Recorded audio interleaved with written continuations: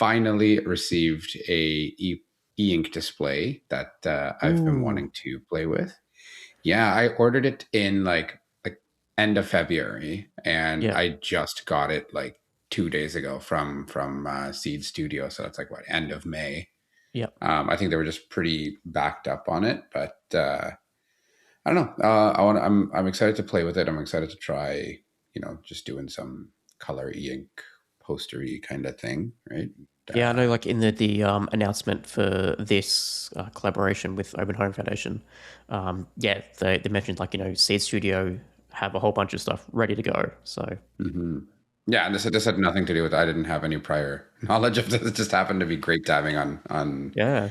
I guess the time for this arriving and the integration there. So So have you actually like what have you received? Like, is it just like bare parts? Is it a something that you can plug in right now and turn on? Like, what have you received? I got this box in front of me, so it's just a single box here. I think it came in a bigger box, but in there there's just a an HMI driver, so it's a SenseCraft HMI there. Um, I'm doing a full out YouTube unboxing thing here. I don't have a top down camera, so it's gonna not be that great. And then also it comes with the cables and the actual display itself, which is actually very thin. That So, is super thin, yeah. but it's a pretty large. You can see how thin it is there, but it's a pretty large display. So you're gonna have to assemble this all together, like put those parts, uh, connect them all up.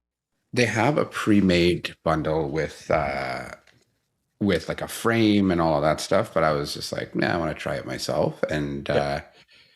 so yeah, so and I believe it is ESP32 based, which is perfect because yeah, you can see a little. Well, that's it. And so the Open Display project, because it's all ESP based, right? We'll be able to use Bluetooth proxies to shoot around images, right? Like, or go to screens. And it acts, yeah. So you can push it through Bluetooth, and then but then it can also act as a BLE proxy there as well, right? So it being on the wall is almost like a hidden BLE proxy. The one thing I didn't get, and I was going to get afterwards, is a battery just for obviously powering the device. Yeah.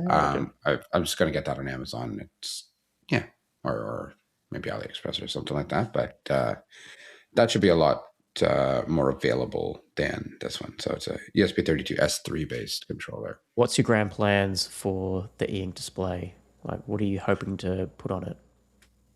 Honestly, I was just scrolling through Instagram one day and I saw it and I was like, I've been wanting to play with these things. So it was really Yep. impulsive. I didn't have plans for it. I'll probably put it up on, you can't see it, but my wall next to me on the right side of me as I'm sitting right now. Yep.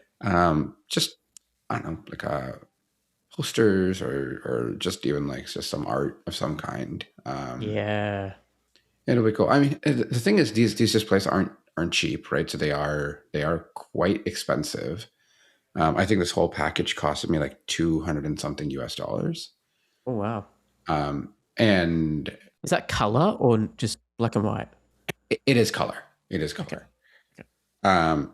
So that normally I know the ones we saw from SwitchBot, for example, Phil, those ones are like 400 and something bucks, right?